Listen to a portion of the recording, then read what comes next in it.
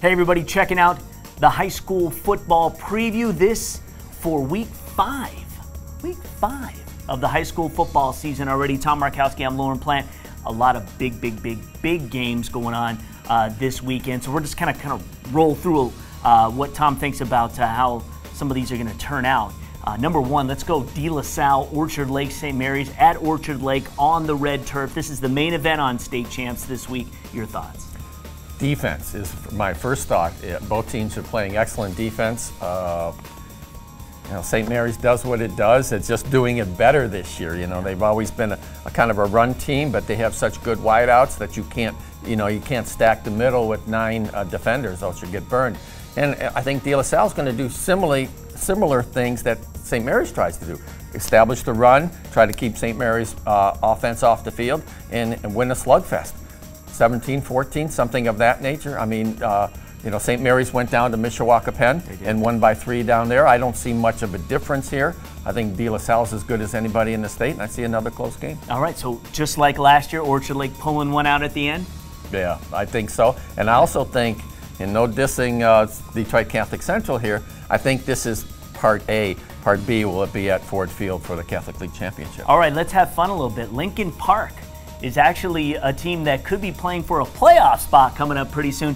They're taking on Melvindale this week at Melvindale. Well, and that's a tough game. People might not look at that. They just beat Wyandotte. Okay, we just beat the best team in the league. Huge. Big deal. You play Melvindale. Melvindale's 2-2. They're not having a great season, but they're playing at home.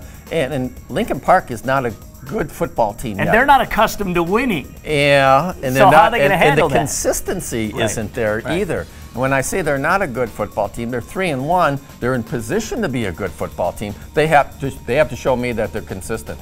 Beating Taylor Truman in double overtime is not consistent to me.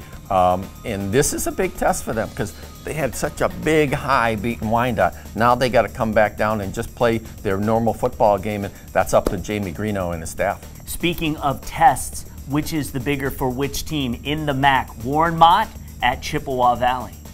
I think it's a bigger game for Chippewa Valley because they already have a loss. Now, granted, they've already Mott has already beaten Dakota, but they still have Stevenson and Ike left, so they do have some tough games left. But they don't have any losses yet.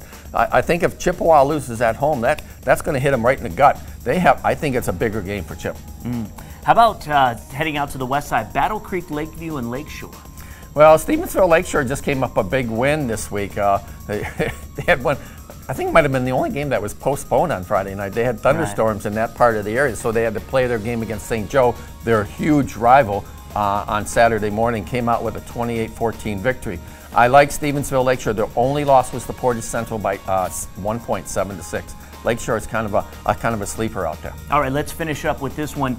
The Blue Water Area Conference, Almont at Richmond. Richmond's got a good thing going there. For years, they've always played second fiddle to Marine City when they get in the playoffs. They might win a playoff game, then beat then lose to Marine City. Right. They've really gotten on par with Marine City in the last couple of years.